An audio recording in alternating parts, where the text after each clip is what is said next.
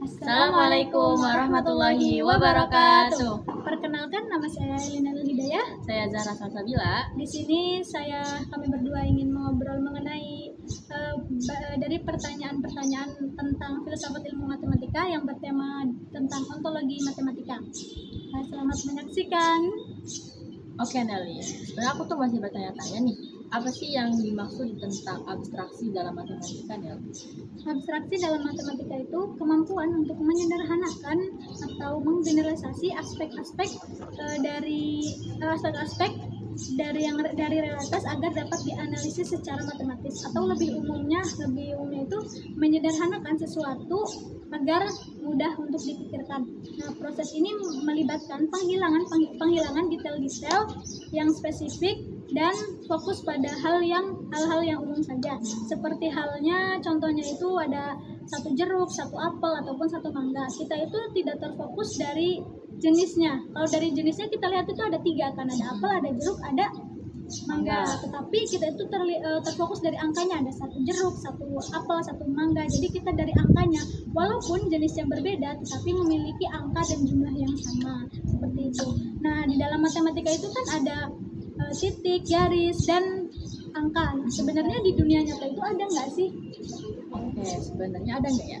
Kalau misalkan kita nih lebih teliti tentang angka, garis, dan titik, kita kan nggak pernah ngeliat langsungnya nih ya, kayak nggak pernah megang. Nah, berarti itu tuh sebenarnya nggak ada di dunia nyata. Yang ada itu hanya dari pemikiran manusia.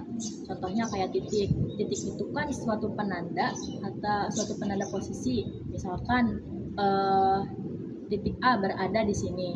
Nah, kalau yang kita gambarkan itu, misalkan kita gambar di satu kertas, gambar titik. Nah, itu tuh sebenarnya bukan titik dalam matematika, karena titik itu kan nggak punya ukuran ya, nggak punya lebar, nggak punya panjang, nggak punya tinggi. Jadi itu cuma kayak penanda suatu posisi. Kan titik A berada di sini, nah, itu namanya titik. Gitu. Nah, yang gambar titik di kertas itu cuma kayak hasil pemikiran manusia. Gitu. Sebenarnya nggak ada. Nah, yang kedua tentang garis. Garis itu tuh gabungan dari beberapa titik, jadi panjang banget garis titik, nggak ada ujungnya, bisa diperluas ke berbagai arah, dari 2 arah gitu kan. Nah, yang kita gambar di kertas kayak set gitu tuh, itu tuh bukan garis sebenarnya, itu tuh cuma hasil pemikiran manusia. Kalau ternyata gambar ilustrasi kalau garis tuh segitu gitu, kayak gitu. Artinya mah garis tuh nggak segitu ukurannya, panjang, bisa diperpanjang ke 2 arah gitu kan. Nah, yang terakhir kalau angka itu adalah sebuah representasi untuk menyatakan sebuah jumlah atau kuantitas. Misalkan kayak tadi yang jelasin Nelly kan, kayak ada apel atau mangga atau durian gitu.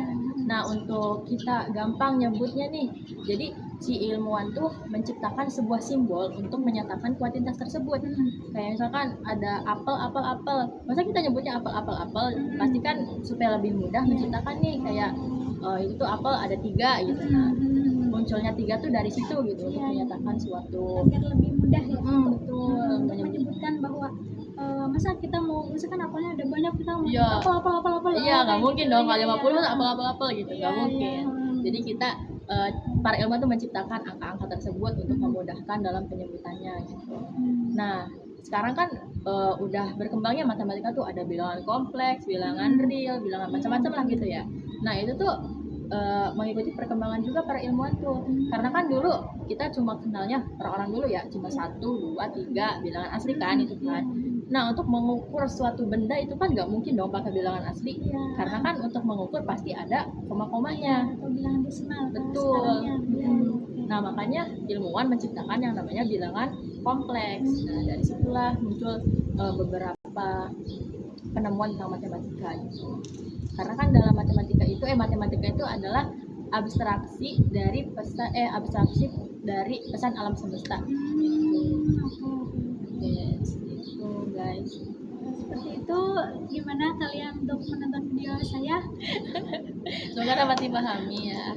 Mungkin cukup sekian dari kami, kurang dan lebihnya mohon maaf. Assalamualaikum warahmatullahi wabarakatuh.